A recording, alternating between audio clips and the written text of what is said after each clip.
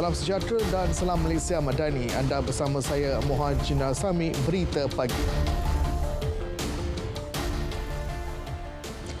Perdana Menteri Datuk Seri Anwar Ibrahim menyeru orang ramai agar memberi tumpuan dalam meningkatkan mutu pendidikan dan pembentukan akhlak yang baik.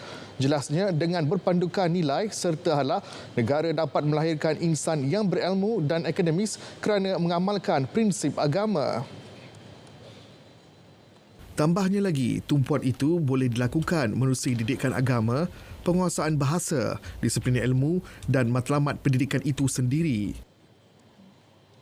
Mendidik, bukan hanya melatih. Pendidikan itu tentunya berdasarkan kekuatan nilai dan akhlak. Yang kita mahu tingkatkan itu manusia. Dan manusia itu dengan keyakinan, dengan nilai, dengan akhlak. Dia agak sukar. Kerana percubaan-percubaan di banyak negara tidak sangat berhasil dalam pemupukan nilai dan memanai pendidikan dalam arti kata melahirkan insan. Datuk Seri Anwar juga mahu penguasaan bahasa kebangsaan dimartabatkan sebagai bahasa rasmi dan bahasa ilmu. Beliau berkata demikian dalam ucapannya selepas pementasan teater Cikgu Anda di Ampang. Sementara itu, dalam ucapannya juga memaklumkan beliau sentiasa menghormati undang-undang negara. Ini juga termasuk menghormati keputusan yang dibuat oleh Peguam Negara dan hakim terhadap sesuatu pendakwaan. Perlunya kita pertahankan prinsip dan keluhuran undang-undang. Apa kuasa saya sebagai Perdana Menteri? Mengarahkan semua institusi, baik SPRM, Jabatan Peguam Negara, polis, menjalankan tugas mereka dengan tegas dan berani.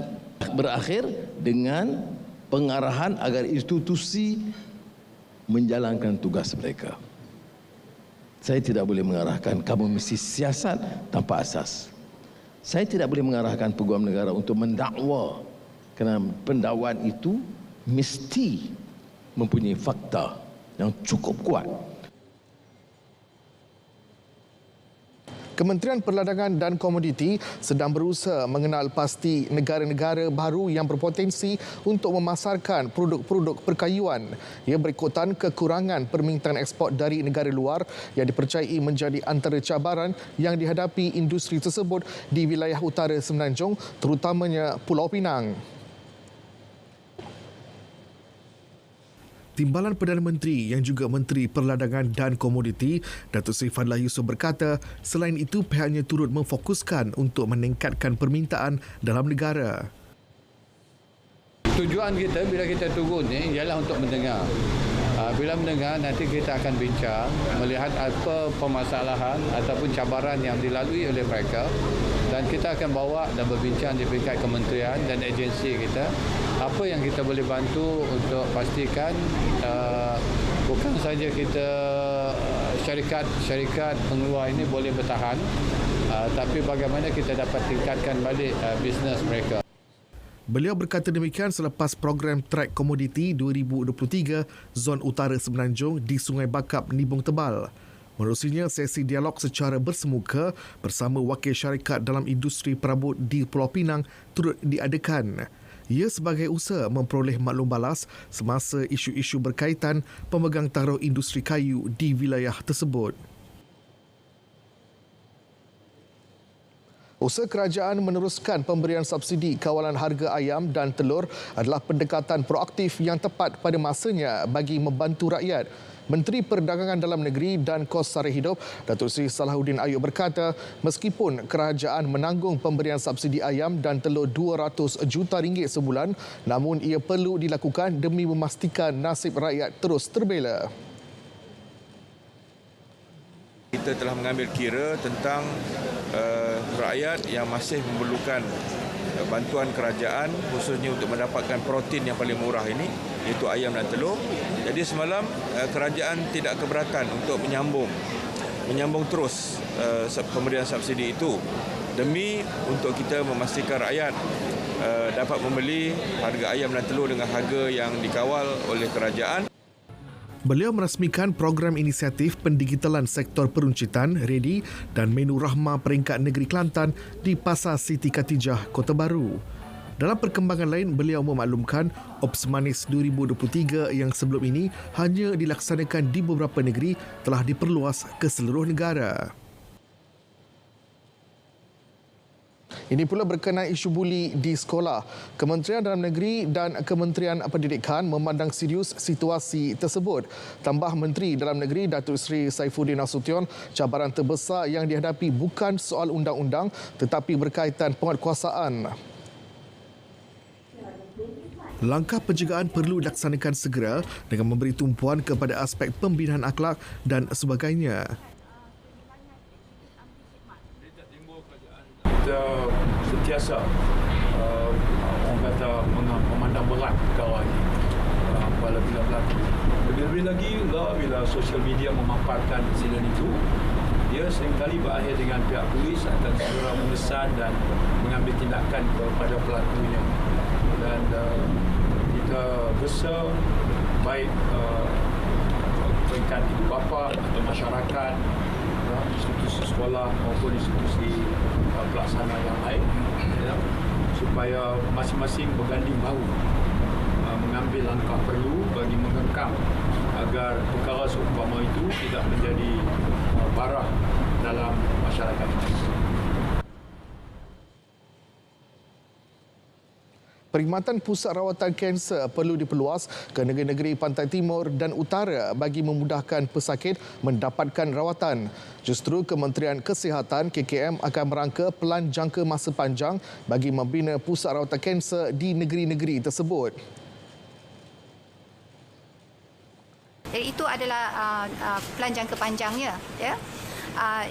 Dia membantu dari banyak sudut, ya. Pertamanya, of course, bila patient atau pesakit bila dia nak mendapatkan rawatan dalam keadaan yang sakit, dia perlu jalan jauh, kemudian dari sudut apa orang kata kos dia, kemudian macam mana bila datang tu tak boleh seorang, kena datang dengan keluarga dan sebagainya. So banyak perkara yang kita perlu fikirkan tentang rawatan kanser ini. Beliau menyatakannya selepas merasmikan Majlis Penghargaan buat Pejuang Kanser Against All Odds, a tribute to cancer survivors di Hospital Gleneagles, Ampang, Kuala Lumpur. Sementara itu, Dr. Zaliha Mustafa memaklumkan Kertas Putih Kesihatan akan dibentangkan di Parlimen Selasa ini selepas mendapat persetujuan Kabinet.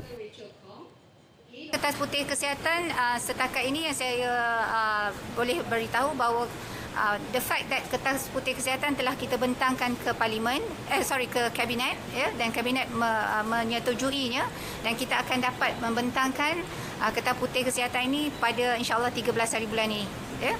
Jadi itu yang telah diberikan oleh Dewan kepada kita, dan insya-Allah kita akan sama-sama dengarlah nanti macam mana perkembangannya. Penipuan dalam talian merupakan satu isu yang besar bukan sahaja bagi Malaysia tapi untuk kebanyakan negara-negara lain.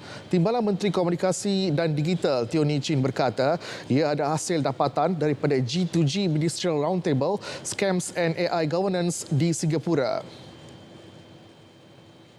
Persidangan meja bulat menteri-menteri yang berlangsung selama 2 jam itu dihadiri oleh wakil 14 negara. Ia dipengerusikan oleh Menteri Perhubungan dan Penerangan Singapura, Josephine Teo. Teo turut mendedahkan bahawa kerajaan menghadapi masalah kurang kerjasama dalam kalangan pelbagai platform penyedia atau over-the-top OTT yang rata-rata merupakan gergasi teknologi. Tambahnya, negara-negara ASEAN perlu bersatu untuk memastikan kesemua penyedia platform media sosial dapat menyediakan platform yang selamat untuk pengguna. Jualan ramah sempena perayaan Aidiladha akan dilaksanakan di setiap Dewan Undangan Negeri DUN di seluruh negara. Jualan itu akan berlangsung 16 hingga 28 Jun melibatkan 640 DUN. Timbalan Menteri Perdagangan Dalam Negeri dan Kos Sara Hidup KPDN Fuzia Saleh berkata jualan rahmah itu menggunakan dua konsep iaitu jualan rahmah di dalam premis dan jualan rahmah di luar premis meliputi 16 item barangan keperluan asas. Terdapat 640 don di seluruh negara dan kita akan buat insya-Allah di setiap don. Jadi saya mengalung-alungkan sekiranya ada orang ramai yang ingin memberitahu kepada kita supaya kita sampai kepada mereka, ya. Dan kita nak bahawa jualan rahmah ini dinikmati oleh rakyat.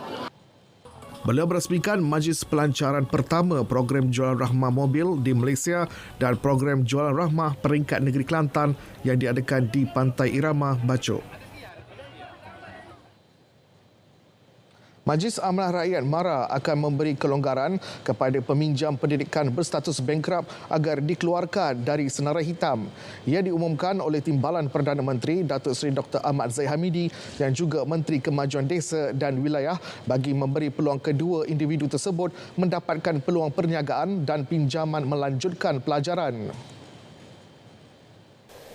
Saya telah mengarahkan pengurusi MARA untuk memperhalusi isu ini dan mengambil tindakan bagi meringankan beban peminjam dan memikirkan nasib peminjam-peminjam itu. Dengan itu, sebagai Menteri Kemajuan Desa dan Wilayah, saya meluluskannya.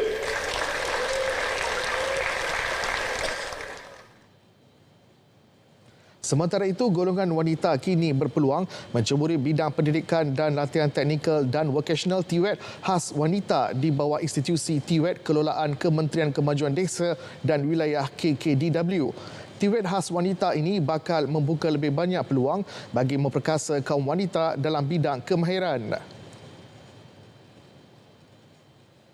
Melalui kerjasama antara Universiti Teknikal Malaysia Melaka dan Universiti College Agro Science Malaysia di bawah RISDA, Kementerian Kemajuan Desa dan Wilayah.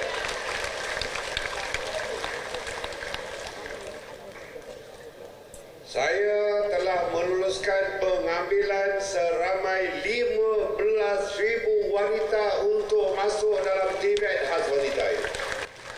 Perkara tersebut diumumkan oleh Timbalan Perdana Menteri Datuk Seri Dr. Ahmad Zahid Hamidi merangkap Menteri KKDW dalam ucapan penggulungan Presiden sempena Perhimpunan Agung UMNO 2023.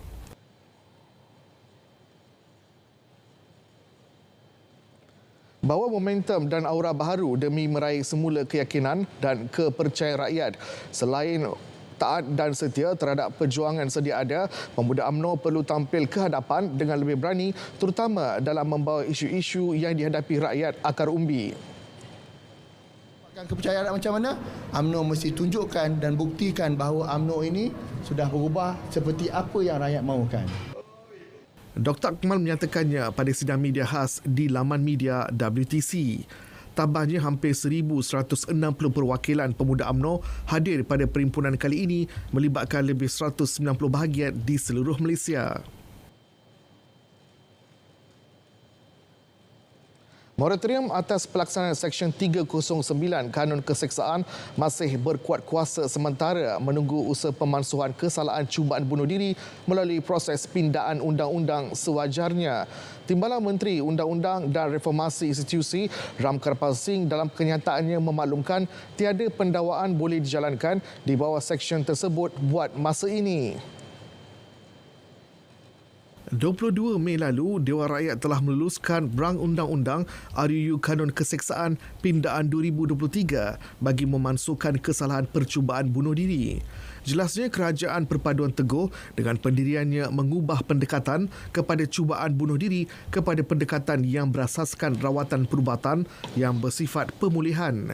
Ia pendekatan yang mengutamakan kepentingan kesihatan awam selaras visi membangunkan Malaysia madani yang maju dan sejahtera daripada semua aspek termasuk kesihatan mental.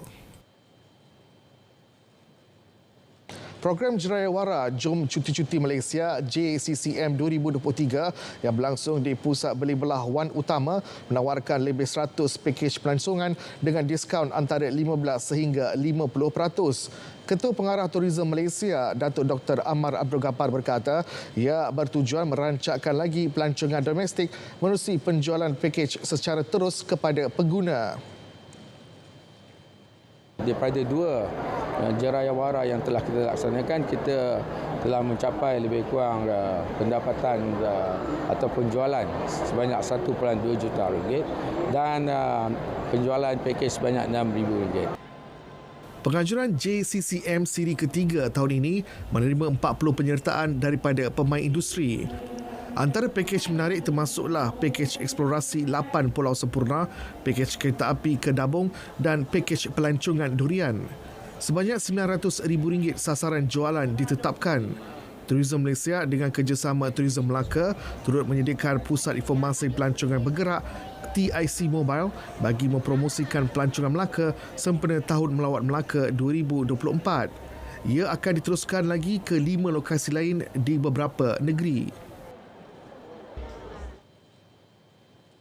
Seorang pesara syarikat swasta mengalami kerugian 1.2 juta ringgit akibat terpedaya dengan penipuan panggilan April lepas. Lelaki berumur 66 tahun itu dari Miri mendakwa telah menerima panggilan telefon dari suspek yang mengatakan mangsa terlibat dengan kes pengubahan wang haram 18 April lalu. Pesuruhjaya Polis Sarawak Datuk Muhammad Azman Ahmad Sabri berkata suspek kemudiannya meminta mangsa membuka 2 akaun bank baru bagi memudahkan siasatan dijalankan. Mangsa telah membuka akaun bank baru di 2 institusi kewangan tempatan pada 19 dan 20 April sebelum memberi maklumat peribadi dan kata laluan perbankan kepada suspek. Selepas itu, mangsa diarah untuk memindahkan wang dari akaun M-Bank dan KWSP miliknya ke 2 akaun bank yang baru dibuka itu. Mangsa hanya menyedari telah ditipu setelah memeriksa baki wang di kedua-dua akaun bank baru miliknya telah dipindahkan ke akaun tidak dikenali pada 19 April hingga 3 Mei lalu dan membuat laporan polis semalam.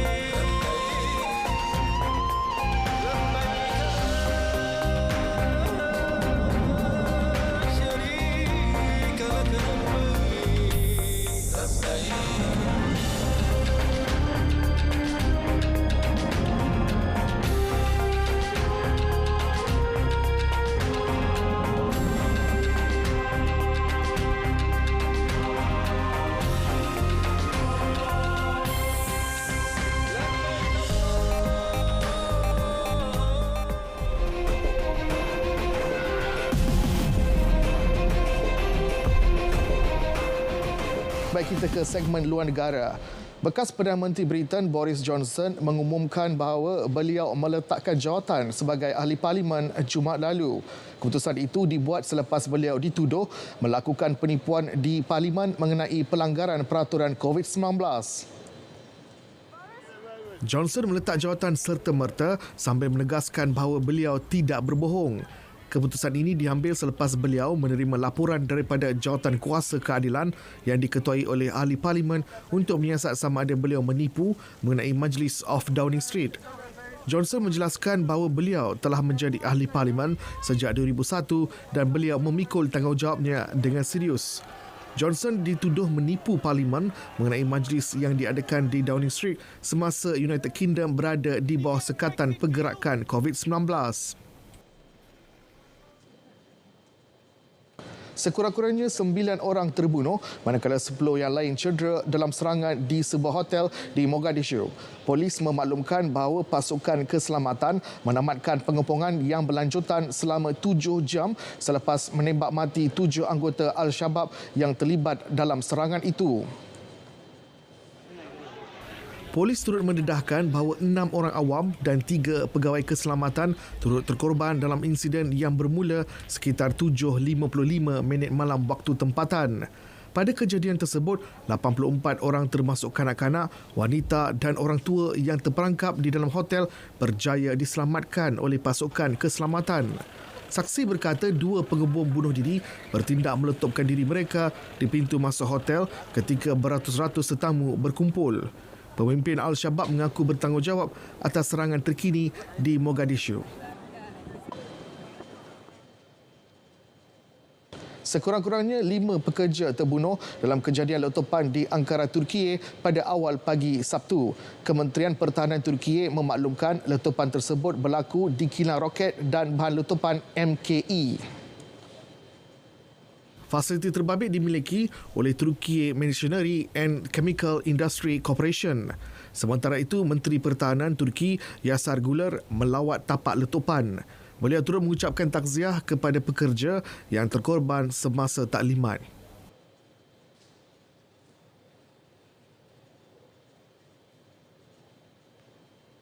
Dua pesawat penumpang bertembung berhampiran jalan rayap di lapangan terbang Haneda, Tokyo. Penerbangan Thai Airways dan sebuah pesawat EVA Air bertembung di landasan A lapangan terbang Haneda kira-kira jam 11 pagi waktu tempatan. Menerusi rakaman Tokyo Broadcasting System Television, kedua-dua pesawat itu masih berada di landasan. Sebahagian sayap pesawat Thai Airways patah dan serpihannya dapat dilihat berhampiran landasan.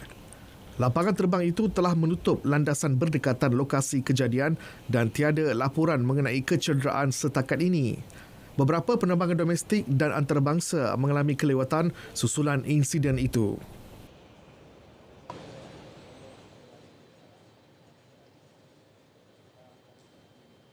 Penduduk Colombia menyifatkan penemuan 4 kanak-kanak yang masih hidup di hutan Amazon selepas pesawat mereka terempas 40 hari yang lalu sebagai satu keajaiban. Pada 1 Mei lalu, kesemua kanak-kanak di dalam perjalanan dari Araraquara di wilayah Amazonas ke San Jose del Guaro, Colombia sebelum pesawat yang dinaiki mengalami kerosakan lalu terhempas. 3 orang dewasa termasuk ibu kanak-kanak berkenaan dilapor meninggal dunia. Pihak tentera memulakan operasi pencarian intensif yang digelar Operasi Harapan. Pasukan penyelamat menggunakan pelbagai strategi untuk mengesan kanak-kanak berkenaan. Selama lebih sebulan, pasukan penyelamat mengikuti petunjuk yang ditinggalkan ke semua mereka.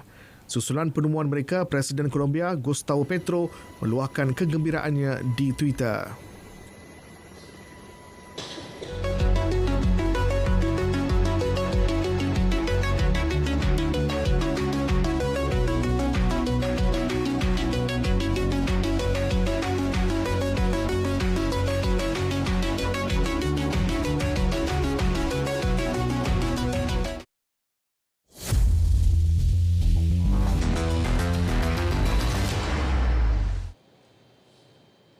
Baik, kita ke segmen sukan.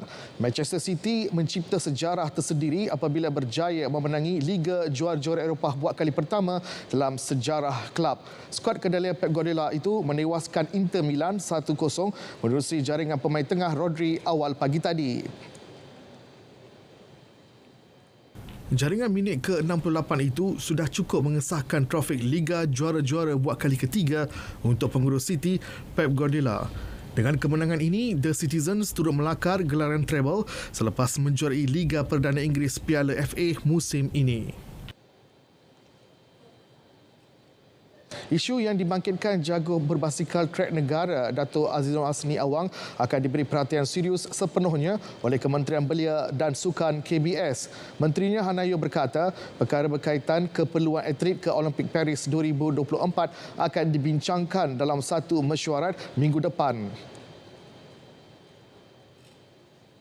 Kita akan adakan mesyuarat to go dan semua hasrat dan atlet-atlet yang telah terpilih ini akan dikaji oleh Jawatankuasa to go dan saya telah menghubungi Dato' Azizo melalui koordinator kita juga, Dato' Stuart Ramalingam, dan kita akan usahakan yang terbaik untuk atlet kita untuk pastikan peluang untuk Malaysia dapat pingat emas itu cerah.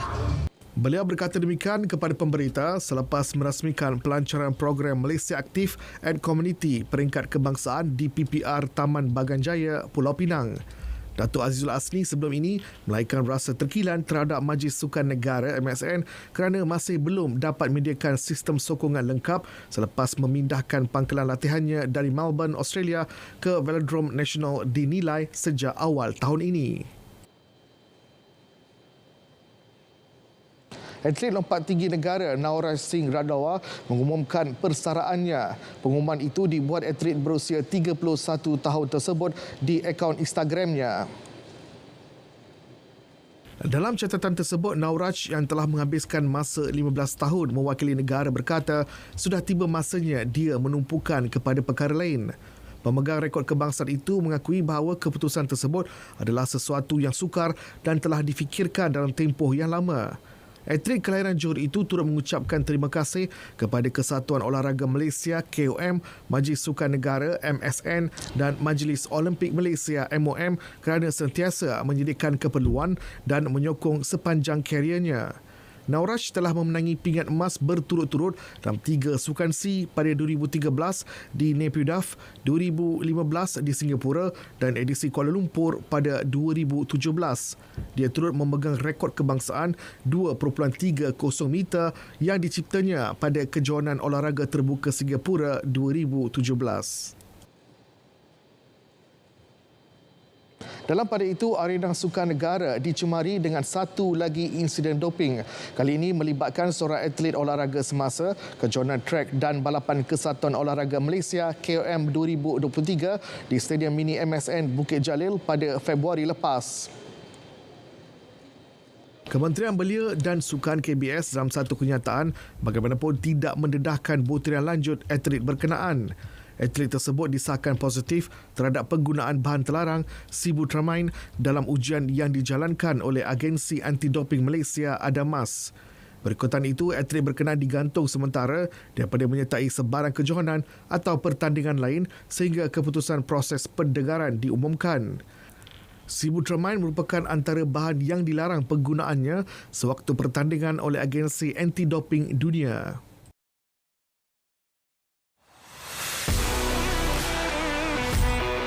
Bukan setakat lompat bergalah, baca berita pun boleh.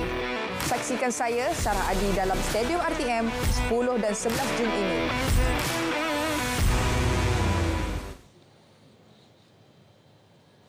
Baik, paparan itu mengakhiri Berita Pagi. Menyusul selepas ini Berita Pagi Sabah dan Berita Pagi Sarawak untuk perkembangan berita setempat. Saya Mohan Chinasami, Malaysia Madani, tekad perpaduan penuhi harapan.